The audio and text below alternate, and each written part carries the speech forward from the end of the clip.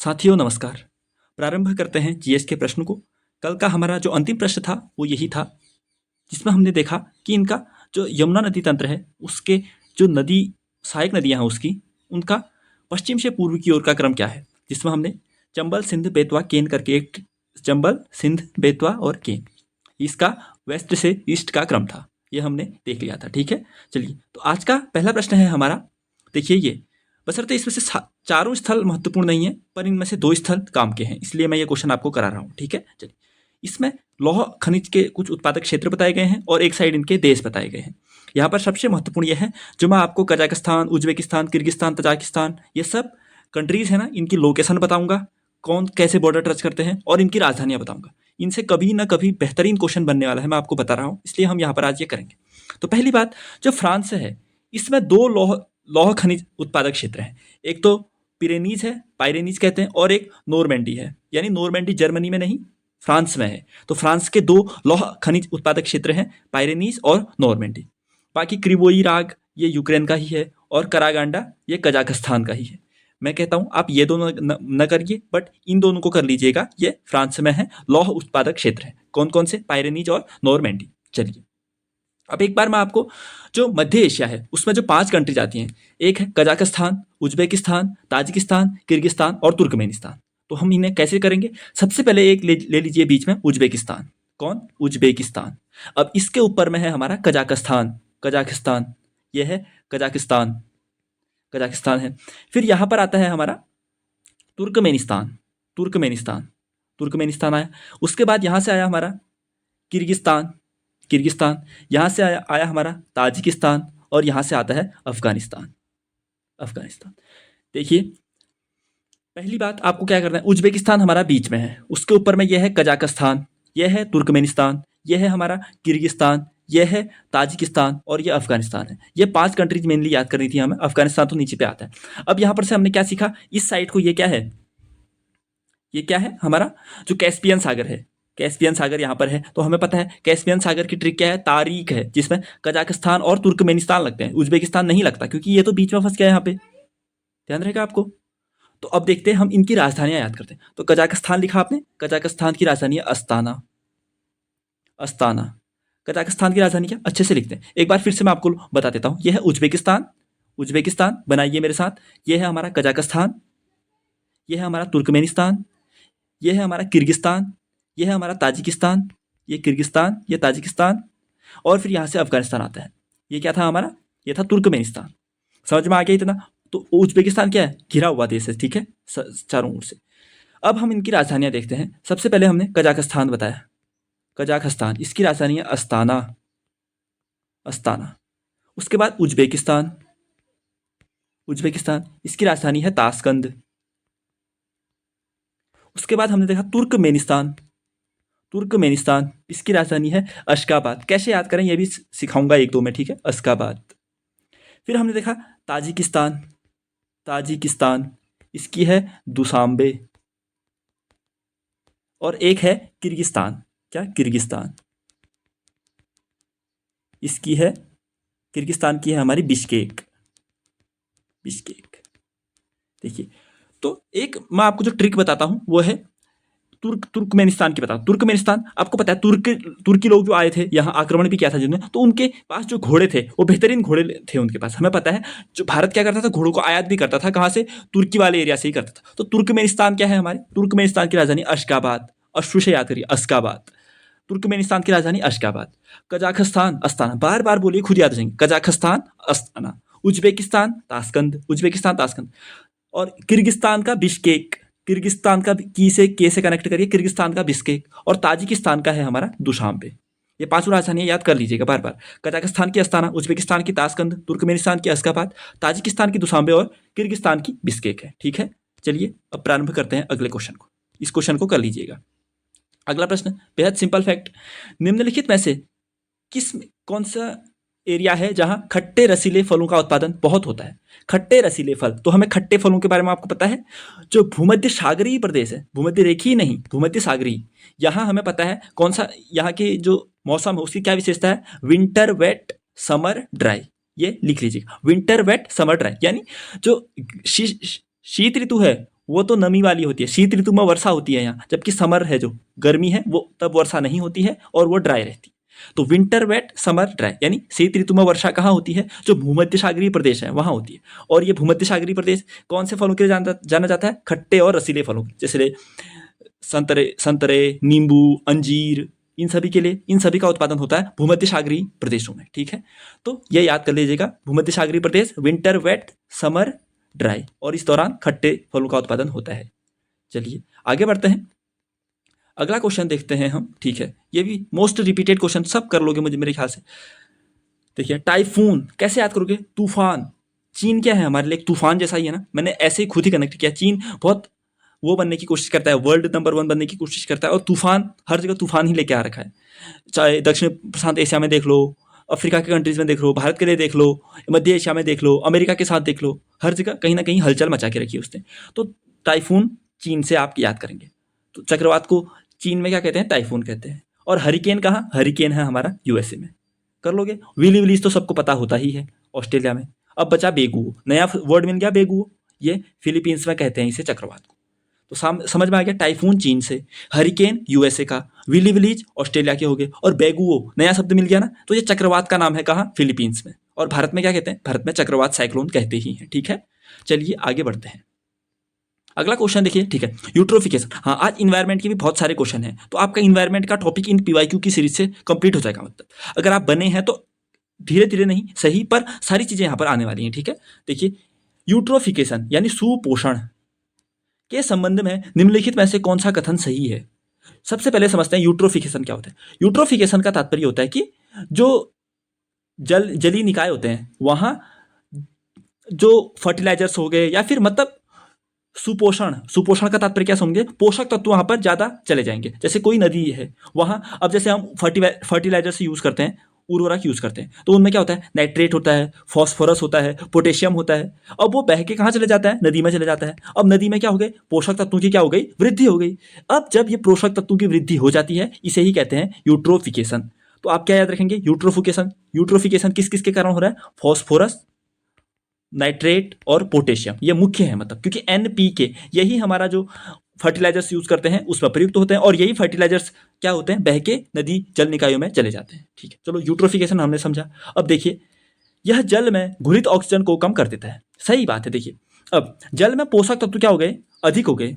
अब जब पोषक तत्व अधिक हो गए तो जो वहाँ अपघटन होता है, हमें पता है जो भी जीवाणु या फिर बैक्टीरिया ये सब चीज़ें होती हैं वो क्या करती हैं, अपघटन करती हैं पोषक तत्व जब ज़्यादा हो जाते हैं। अब अपघटन किस चीज़ से होता है, ऑक्सीजन से होता है। अपघटन के लिए हमें चाहिए ऑक्सीजन। अगर हमें किस चीज़ को डिकम्पोज करना है तो उसके लिए हमें ऑक्सीजन की मात्रा होती है। अब जितने अधिक पोषक तत्व, उसमें डिकम्पोजिशन उतना ही अधिक हो जाएगा, और डिकम्पोजिशन जितना अधिक होगा O2 उतनी ही कम हो जाएगी। समझ गए आप, एक जल निकाय है उसमें 100% O2 है, बट पोषक तत्व तो ज़्यादा आ गए तो ये ऑक्सीजन क्या होती, कम होती जाएगी ना, तो जो घुलित ऑक्सीजन है वो कम होती जाएगी। सबको समझ में आ गया। यह जल निकाय के पोषक तत्व संवर्धन की घटना है, ये तो डेफिनेशन ही हो गई इसकी।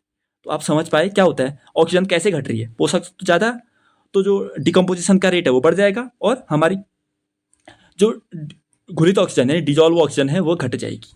ठीक है, चलिए, ये जल निकाय में पोषक तत्व संवर्धन की घटना है। चलिए, दोनों कथन सही है।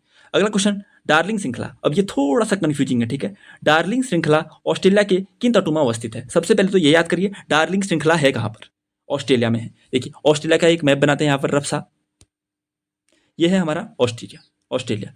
तो डार्लिंग, एक तो है मर्रे डार्लिंग नदी, वो भी ऑस्ट्रेलिया में ही है, और एक है डार्लिंग श्रृंखला। डार्लिंग श्रृंखला का तात्पर्य कि ये पर्वत है, ये नदी वाले मर्रे डार्लिंग नदी की बात नहीं कर रहा है, ये पर्वत की बात कर रहा है। तो ये डार्लिंग श्रृंखला है, यहाँ पर है ये डार्लिंग श्रृंखला। तो कहाँ हो गई ये हो गया हमारा वेस्ट, ये हो गया साउथ, तो साउथ वेस्ट में हो गया, यानी दक्षिण पश्चिम में है ये डार्लिंग श्रृंखला। तो आपको याद क्या करना है, तो डार्लिंग श्रृंखला पर्वत के पूछे तो वो इस साइड में है, ऑस्ट्रेलिया में ही है। और एक है ऑस्ट्रेलिया में मर्रे डार्लिंग नदी। क्या है, मर्रे डार्लिंग नदी, वो है हमारी यहाँ, ये ग्रेट डिवाइडिंग रेंज है ना, ये ग्रेट डिवाइडिंग रेंज, तो यहाँ पर बहती है मर्रे डार्लिंग नदी, यहाँ चले जाती है। मर्रे डार्लिंग नदी ऑस्ट्रेलिया में है, यहाँ चले जाती है। तो ये क्या हो गया हमारा, ये ईस्ट, ये साउथ, तो ये दक्षिण पूर्वी एरिया में हो गई ये नदी। तो मर्रे डार्लिंग नदी भी आपको समझ आई कहाँ है, ऑस्ट्रेलिया में ही है, और डार्लिंग श्रृंखला भी ऑस्ट्रेलिया में ही है। ठीक है, चलिए आगे बढ़ते हैं। इसका आंसर है दक्षिण पश्चिम, क्योंकि ये इस वाले एरिया की बात कर रहा है। ठीक है, चलिए अब देखिए क्वेश्चन फिर से आगे यहाँ पर, ये भी बहुत रिपीटेड होंगे आप मेरे ख्याल से, आपके लिए सबको आता होगा प्रोजेक्ट। अब इनको सीक्वेंस में लगाना है। तो सबसे पहले क्या, हमारा जो वन्य जीव संरक्षण एक्ट है, वाइल्ड लाइफ प्रोटेक्शन एक्ट, याद कर लीजिए, ये तो मोस्ट इंपोर्टेंट है, सबको पता ही होगा मेरे ख्याल से भी। वन्य जीव संरक्षण अधिनियम कब का, 1972 का है। फिर आता है प्रोजेक्ट टाइगर कब का, 1973 का। फिर आता है प्रोजेक्ट हाथी कब का, 1992 का। फिर है हमारा जैव विविधता अधिनियम, यह है हमारा 2002 का। तो याद करेंगे सबसे पहले हमारा 3, फिर 1, फिर 2, फिर 4, 3, 1, 2, 4, यानी हमारा आंसर ये होना चाहिए। फिर से याद करते हैं, सबसे पहले वन्यजीव संरक्षण अधिनियम 1972 का, फिर प्रोजेक्ट टाइगर 1973 का, फिर प्रोजेक्ट हाथी 1992 का, फिर जैव विविधता अधिनियम बायोडाइवर्सिटी एक्ट है 2002 का। ठीक है, चलते हैं आगे। अगला क्वेश्चन देखते हैं। ठीक है, मैंने आपको महासागरीय धाराएं भी कराई हैं, तो आप ये पहचान पाओगे कौन हिंद महासागर से संबंधित है, कौन हिंद महासागर से संबंधित। तो फ्लोरिडा को पहचान पा रहे हो, ये कहाँ है, उत्तरी अटलांटिक में है। ये यूएसए है, तो यहाँ से ऐसे बह रही है फ्लोरिडा की। चलो, फ्लोरिडा कहाँ है, उत्तरी अटलांटिक में है, गर्म है। कैनारी कहाँ है, ये भी उत्तरी अटलांटिक में ही है, लेकिन ठंडी है। जैसे ये अफ्रीका है ना ऐसे, तो ये यहाँ पे ऐसे आती है कैनारी की जलधारा, ये ठंडी है, ये अटलांटिक में ही है। चलिए, अब क्यूराइल कहाँ है, क्यूराइल कहाँ है, प्रशांत में है और ठंडी है। हमें दो धाराएं मिलती हैं, एक तो क्यूरोशियो मिलती है प्रशांत में, एक ओयाशियो। तो क्यूरोशियो ऐसे जाती है ऊपर को, वो तो गर्म है, जबकि जो ओयाशियो हो रहे, ओयाशियो को ही क्यूराइल कहते हैं। ये ठंडी है जो ऊपर से आती है, ये प्रशांत में है। तो क्यूराइल का अन्य नाम क्या था, ओयाशियो, और ये ठंडी है, ठंडी हो गई है। ये भी ठंडी जलधारा है अटलांटिक में, पूर्वी उत्तरी अटलांटिक में। ये उत्तरी अटलांटिक में गर्म जलधारा है।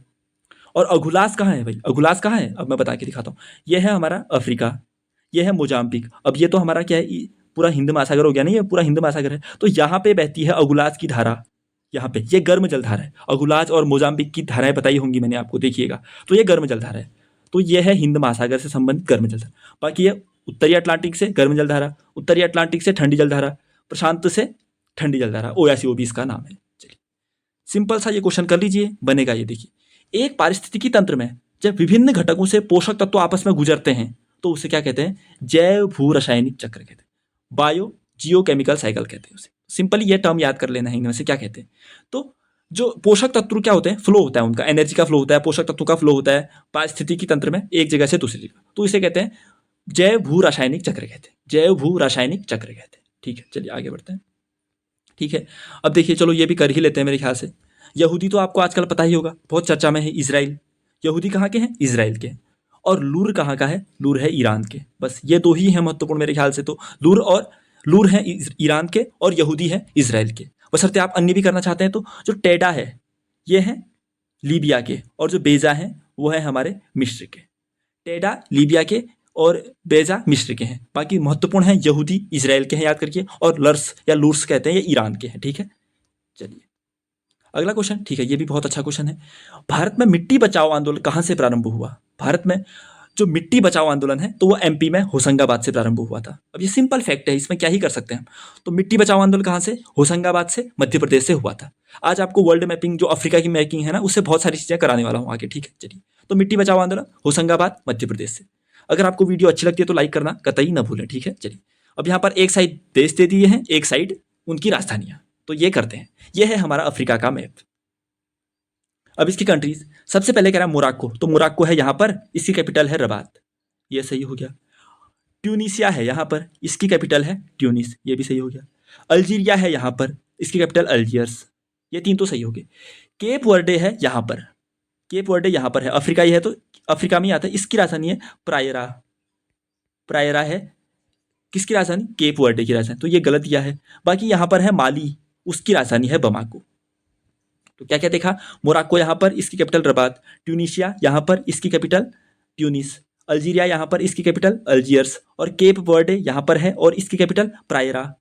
और है यहाँ पर माली है, उसकी कैपिटल है बमाको।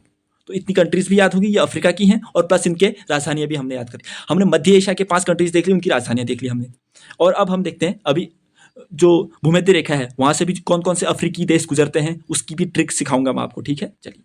अब ये देखिए कितना बेहतरीन फैक्ट नहीं है, ये सिंपल फैक्ट है ना, कभी बना है या नहीं। तो इस ऐसे क्वेश्चन को लिखिएगा, अगर ग्रीन हाउस गैस ना हो तो भू सतह का तापमान कितना हो जाएगा। देखिए ग्रीन हाउस गैस कौन सी होती है, देखिए जो कार्बन डाइऑक्साइड को क्या करती हैं, रिलीज नहीं होने देती हैं, यहीं पर रोक के रखती हैं। और कार्बन डाइऑक्साइड से क्या होता है, गर्मी बढ़ती है। अब अगर ग्रीन हाउस गैसें ही नहीं होंगी तो कार्बन डाइऑक्साइड क्या हो जाएगा, रिलीज हो जाएगा और बहुत ठंडा हो जाएगा तापमान। तो कितना होता है वो, लगभग -18 डिग्री सेल्सियस पहुंच जाएगा तापमान। अगर ग्रीन हाउस गैसें अच्छी हैं या नहीं है, अच्छी हैं बट एक हद तक। अगर बहुत ज़्यादा ग्रीन हाउस गैस हो गई तो वो CO2 को बहुत ज़्यादा रोक के रख देंगी और उससे तापमान बहुत ज़्यादा बढ़ जाएगा। एक लिमिट तक ही हमें तापमान चाहिए यहाँ पर। बट अगर ग्रीन हाउस गैसें हो ही नहीं तो बहुत ठंडा हो जाएगा, क्योंकि CO2 पूरी रिलीज हो जाएगी, तो उससे हमारा तापमान -18 डिग्री सेल्सियस तक पहुंच जाएगा। याद कर पाओगे, ये सिंपल फैक्ट था। चलिए फिर से खनिजों से कितने सारे क्वेश्चन आ रहे हैं, याद करते हैं। चलिए पहली बात क्या याद करना है, दक्षिण अफ्रीका में है एक स्थल पोस्टमासबर्ग। पोस्टमासबर्ग कहाँ है, दक्षिण अफ्रीका में है, इतना याद करिएगा। अब ये किस खनिज के लिए प्रमुख है, तो ये यहाँ मिलता है हमारा मैग्नीज। मैग्नीज बहुत मिलता है कहाँ, दक्षिण अफ्रीका के पोस्टमासबर्ग में। क्या याद किया हमने, दक्षिण अफ्रीका का पोस्टमासबर्ग, यहाँ है मैग्नीज खनिज की प्रचुरता। चलिए आगे बढ़ते हैं। अब फिर से यहाँ पर मैं आपको पूरा इकोलॉजिकल सक्सेशन समझाने वाला हूँ, ध्यान से सारे स्टेप समझाने वाला हूँ, उनके बीच के स्टेप्स को क्या कहते हैं ये भी समझाने वाला हूँ। तो जो मैं बनाऊंगा वो आपको भी लिखना है। देखिए, समुदायों का पूर्ण क्रम जो क्रमशः एक निश्चित स्थान पर बदलता है क्या कहलाता है। देखिए सबसे पहले होता है एक इकोलॉजिकल सक्सेशन, उस पर बहुत सारे चरण होते हैं, उनके बारे में समझते हैं। इकोलॉजिकल सक्सेशन, चलिए चलिए यानी पारिस्थितिकी अनुक्रमण जब होता है तो क्या होता है, देखिए किसी स्थान पर सीधे तो घने जंगल नहीं उत्पन्न हुए होंगे, पहले वही बंजर होगा, फिर कई चीज़ें वहाँ पर गतिविधियाँ हुई होंगी, तभी आज वहाँ पर इतना खिलते फूल जो भी खिले, मतलब बहुत हरे भरे जंगल उत्पन्न हुए हैं। तो इनके स्टेप्स क्या हैं, सबसे पहले किसी स्थान पर अगर अनुक्रमण होना है, पारिस्थितिकी डेवलप होनी है, तो स्टेप क्या है इनके, सबसे पहले होगा न्यूडेशन। लिखिएगा मेरे साथ, सबसे पहले क्या, न्यूडेशन। इसका तात्पर्य क्या, अभी समझाता हूँ। न्यूडेशन यानी कुछ नहीं है वहाँ पर, बंजर है सब चीज़, कुछ अभी है ही नहीं वहाँ पर डेवलप। न्यूडेशन होगा पहला। उसके बाद क्या होगा, उसके बाद होगा आक्रमण। अभी समझाता हूँ, आक्रमण या प्रवास भी कहते हैं इसे। पहले न्यूडेशन फिर आक्रमण या प्रवास, यानी पहले कुछ नहीं था वहाँ पर, आक्रमण है फिर बाहर से कुछ आया वहाँ पर, यानी कोई जीव जंतु आए, कोई बैक्टीरिया आया, कुछ भी आया, आक्रमण हुआ उस प्लेस पर, इसे कहते हैं। उसके बाद होगा आस्थापन। आस्थापन इसे कहते हैं। अब वहाँ आए वो, तो उन्होंने जो कुछ भी पहले था नहीं, तो उन्होंने उस चीज़ को रिप्लेस करके अपना वहाँ पर आ गए हैं। वो कौन, ये इन्वायरमेंट की बात हो रही है, बैक्टीरिया कहो, मिट्टी कहो, कुछ भी कहो, वो एक स्थान से जब जहाँ पर कुछ नहीं है वहाँ पर कैसे डेवलप होती है इकोलॉजी, उसके बारे में ये स्टेप्स हैं। सबसे पहले न्यूडेशन है, फिर आक्रमण या प्रवास होगा, बाहर से आएगी कुछ चीज़ें और वो रिप्लेस कर देंगी, वहाँ पर आस्थापन हो जाएगा। फिर क्या होगी, फिर होगी स्पर्धा। अगर कुछ था वहाँ पर पहले से तो इनके बीच में होगी स्पर्धा। फिर होगी प्रतिक्रिया, रिएक्शन होगा, फिर स्पर्धा हुई, प्रतिक्रिया हुई, फिर होगी स्टेबलाइजेशन, स्थिरीकरण, यानी सब फिर डेवलप हो चुका। फिर से समझते हैं। सबसे पहले न्यूडेशन, कुछ नहीं था, फिर वहाँ पर बाहर से कुछ चीज़ें आई, मिट्टी कहो, धूल कहो, पानी, नमी, कुछ भी, या जीव जंतु, बैक्टीरिया, कुछ भी, वहाँ पर आक्रमण और प्रवास हुआ। फिर उन्हें वहाँ की चीज़ों को रिप्लेस करके खुद वहाँ पर आ गए। फिर धीरे धीरे स्पर्धा होने लगी, चीज़ें विकसित होने लगी। जब चीज़ें विकसित हो रही हैं तो प्रतिक्रिया, यानी कुछ ना कुछ डेवलप होगा वहाँ पर, और ऐसे ही डेवलप होते होते पेड़ पौधे जब घने जंगल तक बन जाएंगे, स्थिरीकरण, स्टेबलाइजेशन आ जाएगा। ये चरण पूछेगा, कभी भी इसका सीक्वेंस पूछ सकता है अच्छे एग्जाम में। तो न्यूडेशन, फिर आक्रमण या प्रवास, फिर आस्थापन, फिर स्पर्धा, फिर प्रतिक्रिया, फिर स्थिरीकरण। तो जो ये चरण हुए हैं, विभिन्न चरण हैं, इनके बीच के जो ये चरण हो रहे हैं इनको कहते हैं सैरे। जो ये विभिन्न चरण हो रहे हैं ना, ये चरण हैं, इनको कहते हैं सैरे। सैरे अब याद करते हैं। चलिए याद कर लिया ना आपने, लिख लिया होगा। अब क्वेश्चन देखते हैं क्या था। देखिए, अगर देखिए the entire sequence of communities that successively change a particular area, तो जो भी इनके चरण हैं क्रमशः, इनके जो चरण है ना क्रमशः, इनको क्या कहते हैं, सैरे कहते हैं। मैंने आपको समझा दिया, सैरे या सियर कहते हैं। इकोलॉजिकल सक्सेशन के विभिन्न चरण क्या कहलाते हैं, ये टोटली जो डेफिनेशन दी गई है ना, ये इकोलॉजिकल सक्सेशन की दी गई है, बट इसके चरण पूछे उसने, इसको चरणों को कहते हैं सियरे या सैरे कहते हैं। ठीक है, चलिए आंसर क्या है इसका, सैरे। आगे बढ़ते हैं। अब देखिए, कुछ पर्वत दिए हैं और क्या दिए हैं उसके साथ, कुछ देश दिए हैं। आते हैं आपको, कुछ कुछ तो आते होंगे। फिर से मैपिंग करते हैं, ये सारे मैपिंग करते हैं, सारी की मैपिंग करके जाएंगे। एक तो अफ्रीका बना लेते हैं सबसे पहले। यहाँ अपना, यहाँ पर है एटलस पर्वत, तो मैंने अभी आपको यहाँ पर मोरक्को, जिसके कैपिटल रबात बताई ना, तो एटलस पर्वत है हमारे मोरक्को, बशर्ते मोरक्को में ही नहीं, बाकी यहाँ पर ये अल्जीरिया, ट्यूनिस यहाँ तक जाता है, तो यहाँ पर मोरक्को दिया है, तो एटलस पर्वत मोरक्को में। फिर यहाँ पर है हमारा तंजानिया भैया, तंजानिया की राजधानी डोडोमा। यहाँ पर है किलीमंजारो पर्वत, highest peak of south Africa. South Africa का हाईएस्ट पीक है ये, कौन, किलीमंजारो। कहाँ है, तंजानिया में है। ठीक है, चलिए फिर चलिए, अफ्रीका के दो ही पर्वत हैं यहाँ पर, कौन कौन से, एक तो एटलस मोरक्को में, और किलिमंजारो तंजानिया में। अब हम बनाते हैं साउथ अमेरिका। यह है साउथ अमेरिका। यहाँ पर है हमारा इक्वाडोर, जिसकी कैपिटल क्या है, क्विटो। यहाँ पर है हमारा चिम्बोराजो और कोटोपैक्सी, दो पर्वत हैं इक्वाडोर में, चिम्बोराजो और कोटोपैक्सी। और इक्वाडोर कौन सी कंट्री है, साउथ अमेरिका की कंट्री है। फिर बनाते हैं हम यूरोप। यह है कुछ, यूरोप तो में एग्जैक्टली वैसा बनता है नहीं, तो यूरोप बना लेते हैं कुछ भी। यहाँ पर है हमारा फ्रांस। तो फ्रांस में कौन सा पर्वत, पायरेनीज। अब भी ऊपर आया था मेरे ख्याल से पायरेनीज भी, कम्युनिटी के नाम पर पायरेनीज आया था ना, जहाँ पे नॉर्मेंडी और पायरेनीज मैंने आपको कराया था, देख लीजिएगा। तो हमने सारे पर्वत देख लिए, लोकेशन भी देख ली। एटलस पर्वत मोरक्को में, किलिमंजारो तंजानिया में, चिम्बोराजो इक्वाडोर में और पायरेनीज फ्रांस या स्पेन वाले बीच में। ठीक है, चलिए आगे बढ़ते हैं। अगला क्वेश्चन क्या है, ध्यान से देखते हैं। हाँ, कुछ कुछ आज आपको जो खनिज हैं उनसे बहुत सारे क्वेश्चन मिलने वाले हैं जो अंतर्राष्ट्रीय स्तर पर पाए जाते हैं। ठीक है, चलिए एक क्वेश्चन कह रहा है यहाँ पर, किस प्राकृतिक पदार्थ में लौह यानी Fe विद्यमान रहता है। तो लौह किस में मिलता है, हमें पता है जो हमारा ब्लड है उसमें जो हीमोग्लोबिन है ना, उसमें आयरन का तत्व रहता है मौजूद, तो वो मायोग्लोबिन इसका आंसर होना चाहिए। ठीक है, सिंपल। तो मायोग्लोबिन किस में, मायोग्लोबिन में क्या, लौह अयस्क मिलता है हमें। लौह जो हमारा ब्लड में हीमोग्लोबिन या मायोग्लोबिन है उसमें लौह तत्व उपस्थित है। ठीक है, चलिए फिर से एक बेहतरीन क्वेश्चन। जैसे हमने साउथ अफ्रीका का क्या देखा, पोस्टमासबर्ग देखा, वहाँ मैग्नीज है। हमने फ्रांस के नॉर्मेंडी और पियरेनीज देखी थी। अब हम देखते हैं मलेशिया की किंटा घाटी, बहुत ज़्यादा फेमस, बहुत ही फेमस है मलेशिया की किंटा घाटी, और इसे ही कहते हैं इपोह वैली। इपोह वैली, तो पहली बात तो किंटा घाटी या फिर इपोह वैली कहो, कहाँ है, मलेशिया में है। किस चीज़ के लिए फेमस है, टिन के उत्पादन के लिए फेमस है। टिन के उत्पादन के लिए फेमस है। तो मलेशिया में है किंटा घाटी या फिर इपोह वैली, जो टिन के उत्पादन के लिए फेमस है। याद रहेगा, मलेशिया कहाँ पर है, यह है भारत। यह ऐसे ऐसे कंट्री जाती हैं यहाँ पर, मैंने मलेशिया आपको कराया। तो यहाँ पर जो मलय प्रायद्वीप है यहाँ पर है, थोड़ा भाग यहाँ पर है मलेशिया का, थोड़ा भाग यहाँ पर है। मलेशिया की राजधानी कुआलालंपुर है। ठीक है, चलिए अब हम देखते हैं अगला क्वेश्चन। जीन के भीतर अनुक्रम आधार में अगर परिवर्तन होता है तो उसे क्या कहते हैं। टोटली जीनोम सीक्वेंस होता है। जब जीन अपना, इंग्लिश में पढ़ते हैं, इसका ट्रांसलेशन देख लीजिए अच्छे से। Change in the base sequence with in a gene, gene के जब जो बेस का सीक्वेंस है उसमें जो डेवलप, बेस हम पढ़ते हैं ना, 4 बेस होते हैं, एडेनिन, गुआनिन, थाइमिन और साइटोसिन, उसमें बेस का सीक्वेंस है। जब उसमें चेंज हो जाता है तो उसे कहते हैं म्यूटेशन या फिर उत्परिवर्तन। हिंदी में उसे उत्परिवर्तन कहते हैं। समझ में आ जाएगा, जीन में जो भी चेंजेज आ रहे हैं उसके बेस में, सीक्वेंस में, वो उत्परिवर्तन कहलाते हैं। अब देखिए यहाँ पर मैं आपको कराने वाला हूँ बहुत ही बेहतरीन क्वेश्चन, जो क्या है, भूमध्य रेखा है वो किन किन देशों से गुजरती है, उसकी सारी ट्रिक बताने वाला हूँ। भूमध्य रेखा किन किन देशों से होकर गुजरती है, न केवल अफ्रीका के बल्कि साउथ अमेरिका के भी और एशिया के भी कराने वाला। तो सबसे पहले हम देखते हैं, सबसे पहले यहाँ से आते हैं हम साउथ अमेरिका से। तो साउथ अमेरिका के किन किन देशों से जाती है भूमध्य रेखा, तो इसकी ट्रिक है ECB। ECB, ई से हो गया इक्वाडोर, सी से हो गया कोलंबिया, बी से हो गया ब्राज़ील। इक्वाडोर, कोलंबिया और ब्राज़ील, इन तीनों से होकर गुजरती है हमारी भूमध्य रेखा, नॉर्थ साउथ अमेरिका में, सॉरी। तो कौन ECB से याद किया, इक्वाडोर, कोलंबिया और ब्राज़ील, यहाँ के याद हो गए। अब आते हैं हम अफ्रीका में।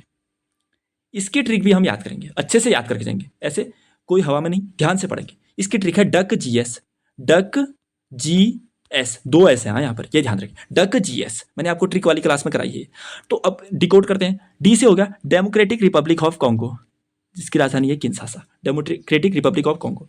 फिर है यू से हो गया हमारा युगांडा, युगांडा की राजधानी कंपाला है मेरे ख्याल से, हाँ कंपाला है। फिर है केन्या, केन्या की राजधानी यहाँ पर है केन्या, ये है नैरोबी। फिर है सी से है कॉन्गो, कॉन्गो है यहाँ पर एक तो है डेमोक्रेटिक रिपब्लिक ऑफ कॉन्गो और एक छोटा कॉन्गो भी है यहाँ पर। फिर के से हो गया केन्या। तो 4 कंट्रीज के क्या, डक से, डी से democratic Republic of Congo, you से युगांडा, सी से कॉन्गो और के से केन्या। फिर जी से है गैबोन, यहाँ पर है गैबोन। एस से है सोमालिया, सोमालिया है यहाँ पर। फिर एस से है हमारी साओटोमो प्रिंसिप, साओटोम प्रिंसिप, साओटोम प्रिंसिप। तो याद करते हैं सारी कंट्रीज फिर से।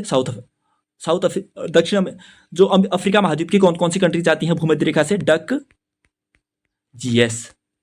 तो Democratic Republic of Congo, Uganda, Congo, Kenya, Somalia, G से गैबोन, एस से सोमालिया और एस से साओटोम प्रिंसिप। तो हमने ECB देख लिया, डक GS भी देख लिया। अब हम देखते हैं एशिया की कंट्री। तो एशिया की कंट्री को याद करनी है तो इसकी ट्रिक है किम जोंग उन, याद कर लीजिए उसे। एशिया की ही एक कंट्री है हमारी, नॉर्थ कोरिया है ना जो, तो वहाँ का किम आप याद कर लीजिए। तो किम से है किरीबाटी, इंडोनेशिया और एम से है हमारा मालदीव।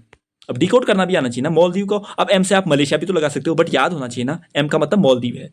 तो किम, किरिबाटी, इंडोनेशिया, मलेशिया, सारे देश लिख दूं। ECB, इक्वाडोर, कंबोडिया और ब्राजील। फिर डक, ECB, डक, GS और किम। ये हैं भाई कंट्रीज, ये है ट्रिक भूमध्य रेखा से कौन कौन से देश गुजरते हैं। अगला क्वेश्चन, फायर अलार्म में निम्नलिखित में से किसका उपयोग किया जाता है? तो फायर अलार्म में उपयोग किया जाता है फोटो सेल का। फायर अलार्म में किसका उपयोग? फोटो सेल का उपयोग किया जाता है। सिंपल एक तथ्य है ये, ठीक है। तो चलिए आज के लिए इतना ही रखते हैं। हम बहुत सारे क्वेश्चन किए, बहुत ही बेहतरीन क्वेश्चन भी किए। अगर आपको कुछ भी फायदा होता है तो वीडियो को लाइक करना तो कतई ना भूलें। साथ में इसको शेयर भी अवश्य करें। आपको शेयर अमूमन नहीं करते होंगे आप, लेकिन शेयर भी जरूर करते हैं। इसी से हमारे साथ अन्य साथी जुड़ पाएंगे, ठीक है। तो चलिए आज के लिए इतना ही रखते हैं, मिलते हैं अगली वीडियो में। तब तक के लिए धन्यवाद, नमस्कार।